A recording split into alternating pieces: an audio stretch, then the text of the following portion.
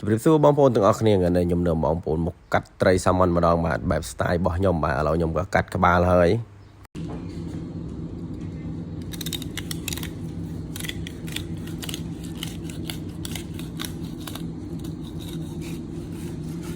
បាទសម្លេងកំបិតលិនសូច្រកបាទបងប្អូនប៉ះជាមួយនឹងឆ្អឹងបាទនេះគឺជាវិធីកាត់របស់ខ្ញុំបាទបងប្អូនគឺយើងកាត់ផ្សេងគ្នាចុងភៅផ្សេងខ្លះកាត់style ផ្សេងគ្នាតែនេះខ្ញុំកាត់ជា style ដែលខ្ញុំបានសិក្សារៀនមកបាទហើយក៏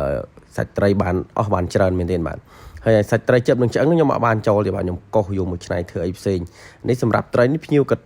យកមកធ្វើខេកទេបាទមកក្បាលនេះគាត់កំងឲ្យធ្វើខេកឲ្យគាត់ទាំងអស់បាទបាន2នំខេកធំប្រប៉ុណ្ណាហើយបាទហើយបន្ទាប់ពីខ្ញុំកាត់នេះហើយនេះខ្ញុំក៏កាត់ឆ្អឹងនេះចេញបាទចំពោះអាសាច់នោះយើងកោសសាច់លើយើងកោសហើយម្ដងហើយដល់ខាងនេះជាប់នឹងឆ្អឹងតិចយើងក៏កោសយកសាច់នោះមកប្រើប្រាស់បានទៀតបាទហើយបន្ទាប់ពីយើង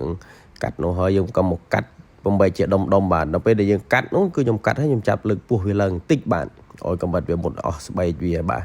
បន្ទាប់ពីនោះមកខ្ញុំក៏ជាឆ្អឹងទ្រូងឆ្អឹងអីវាចេញអស់ឆ្អឹងជនីវាបាទហើយក៏ខ្ញុំក៏ជាតសៃណាដែលហូបអត់កើតនោះអាជិបនោះបន្តិចនោះខ្ញុំក៏ filet យកដែរបាទខ្ញុំអត់ចូលទេបាទតែសាច់ត្រីល្អដោយសារតែកំបិតយើងមុតអីទៅយើងក៏មិនប្រឡាក់ឈាមមិនអីមិនឆ្អាបយើងអាចហូបឆៅបានទៀតបាទនេះខ្ញុំក៏ចាប់ផ្ដើមកាត់ហើយយកចេញម្ដងបាទ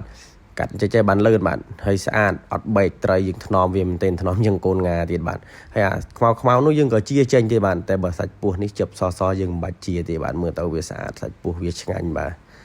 ហើយក៏តែពីយើងជាអស់មកក៏យើងសល់សាច់ដែរបាទជាខ្មៅ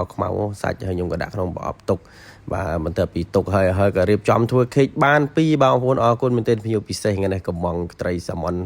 មកក្បាលចូលធ្វើខេកទាំងអស់បាទខ្ញុំដាក់មកអេមអយបាទអរគុណមែនទែនបងប្អូនទាំងអស់គ្នា